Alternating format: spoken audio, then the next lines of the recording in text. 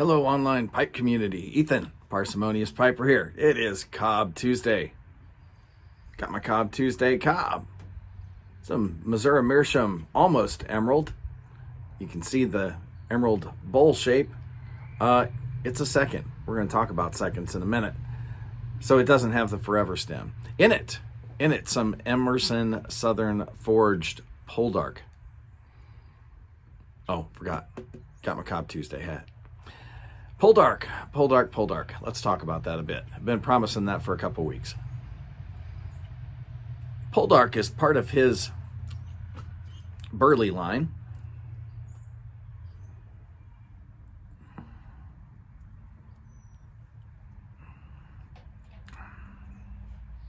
And it packs a flavor punch.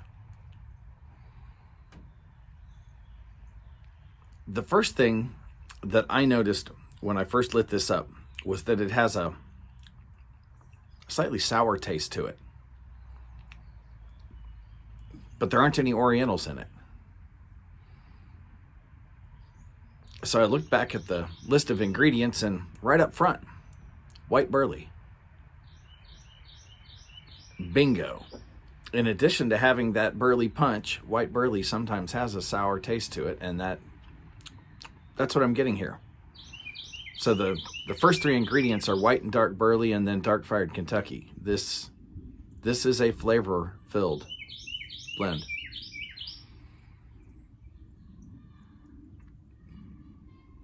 The other three components, if I recall correctly, are Latakia, cigar, and Perique.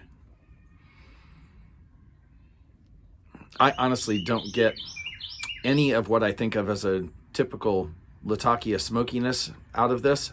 My guess is that it's melding a lot with the dark fired Kentucky and not standing out on its own. Same with the cigar. I'm just guessing that this full flavor I'm getting is the melange of all of those burleys and Kentucky with the cigar thrown in. And Perique, you know, we usually think of blends that have Perique as being spicy. Well, I recall at the blending seminar 2 years ago, Raleigh. One of the things that Mark Ryan was telling us is that Perique on its own is not really, it's not spicy. And he's right. At least all of the Perique that I have ever smoked by itself has more of that musty flavor that you get from Haunted Bookshop or Old Joe Krantz. It doesn't have a spicy flavor on its own. And Mark said something along the lines of Perique is kind of the MSG of blending components, that very often it doesn't add so much its own flavor as it brings out the flavors that may be hidden in others. I don't know if that's entirely accurate, but in this blend, I don't taste anything spicy, and I really don't taste anything musty. So the Perique is used very sparingly for those of you who are afraid of the vitamin P. It is not going to just jump out and slap you in this one. Overall rating. Well, I don't think this is going to surprise anybody. Once more, on the Tobacco Review's 4-star scale, I would give this a 4. If you like a strong, flavor-filled burley blend with, and like I said, I don't pick out the cigar, but I'm guessing that it's adding to that beefiness. But you also like the sourness of an Oriental. You can get both of these without the tongue bite of a Virginia. It's a good blend. In my own rating system, it's probably going to be another 3 because I am so right now infatuated by Blind Monkey, which ironically has no burley or dark fired Kentucky and does have Virginia.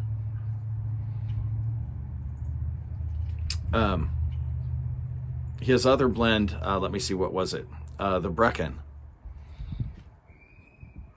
in the burley line was so similar to my own blend that if I weren't making my own, I would have called that a 4 or a 5. This comes in just a notch behind that. It is a good sour early blend. If that intrigues you at all, don't hesitate to stop by his site and get yourself a sample. It is, in fact, good stuff. Okay, I'm going to transition to talking about cobs here. Give me just a moment, and we'll be back. And we are back.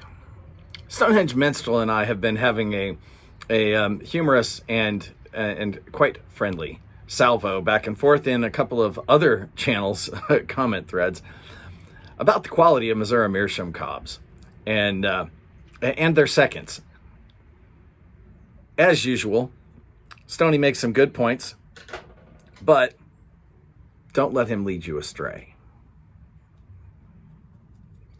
There is nothing really wrong with a Missouri Meerschaum cob or a Missouri Meerschaum second. Let's look at a few here, because I know some of you may be interested in getting smokable seconds when they come out with bags of 3 or 7, but you're like, but what are the flaws in them? Let me show you. I went through 2 bags of mine in order to find 4 out of 14 with flaws that I could identify. So let's take a look. And that 4 out of 14. The other 10, I could not identify what the flaw was. So first one is this little acorn type thing. It looks like it might have started out as either an acorn or one of the Cobbett series, dwarf or whatever.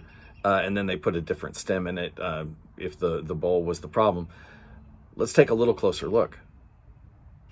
This is the only noticeable flaw really that I see, is that the plaster filling that they use on this looks like it's been chipped here and possibly really can't be repaired.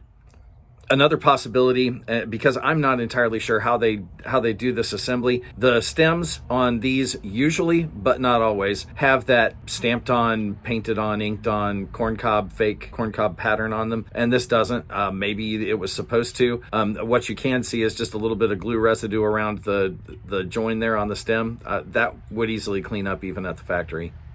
But looking inside the bowl, you can see that the stem fits in very nicely. It's cut well. It goes far enough into the bowl that it's not going to be a problem. I can't really see an issue with this pipe other than that plaster fill. Is that going to affect the smoking? Not in the slightest.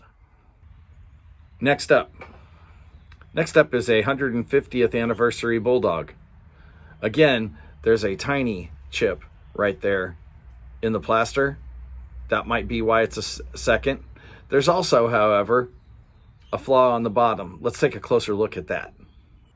There you can see that angled bevel on the Bulldog is off center. The stem itself actually goes right into the center of the bowl. It's that beveled edge that is not. And that makes this definitely a second, regardless of anything else that may be going on with it. Again, will it affect the smoking?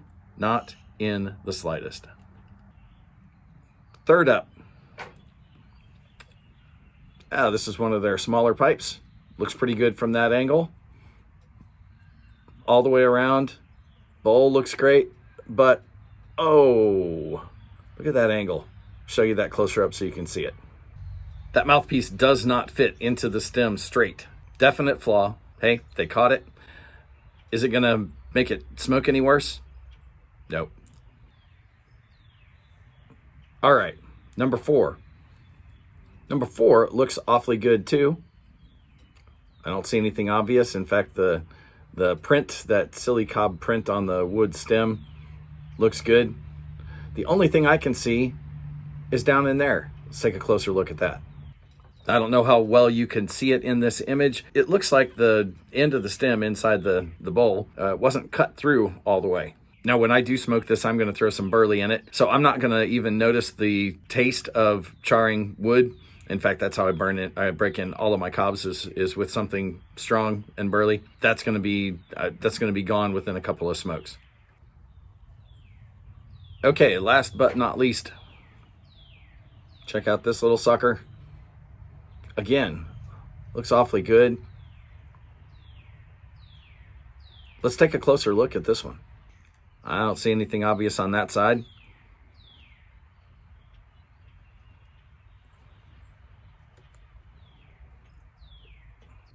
This angle makes it look like the stem is off-centered. It's not. That is a poor photography job. It goes far enough into the bowl and is completely cut open.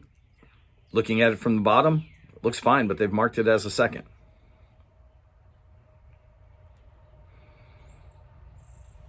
On closer inspection, the only thing I can think of is that this cob pattern on the stem is imperfect, and that makes it a second.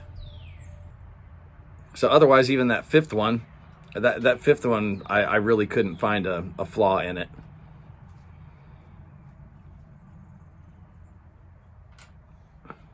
Now, personally, even if I were one of the ones who wants to go in and chisel out that wood and fill the pipe with pipe mud because I don't like the taste of burning wood or burning cob, none of that bothers me because I mostly smoke heavy burleys in these things, and I don't taste the wood or the cob over that.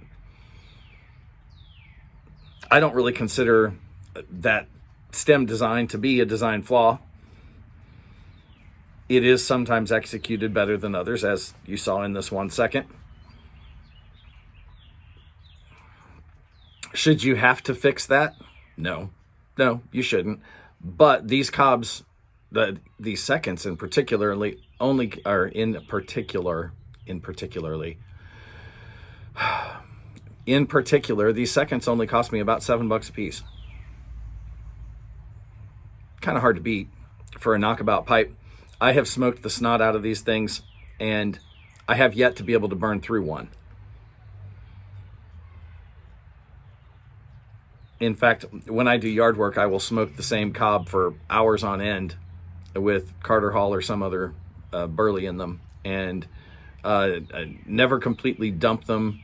I dump the ash and just refill on top of the burning ember and keep it going. And I smoke the things hot all day.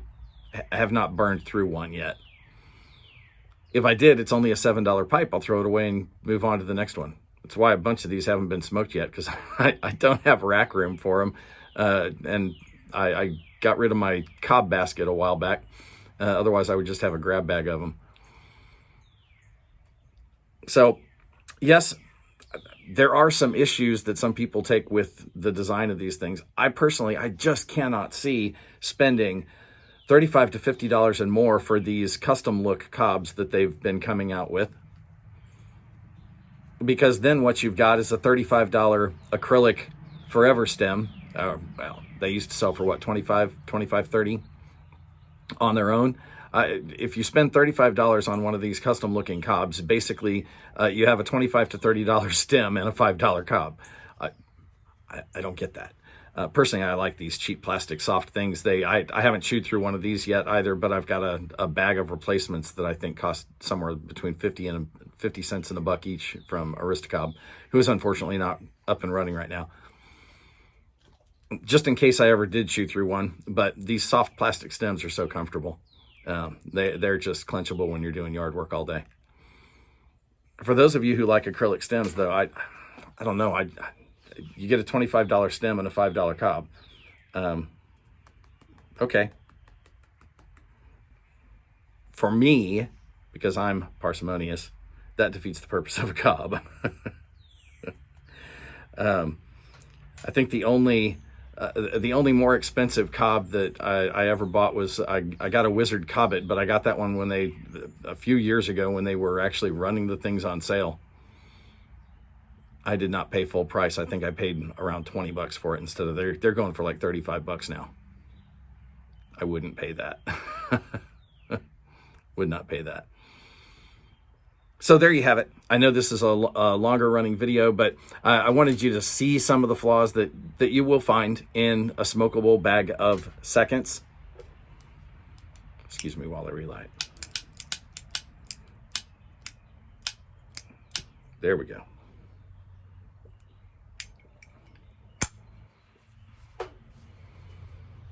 so that you can judge for yourself whether you think that those flaws are going to bother you having a cob that might just be a car pipe or a knockabout or a yard work pipe. They smoke just fine.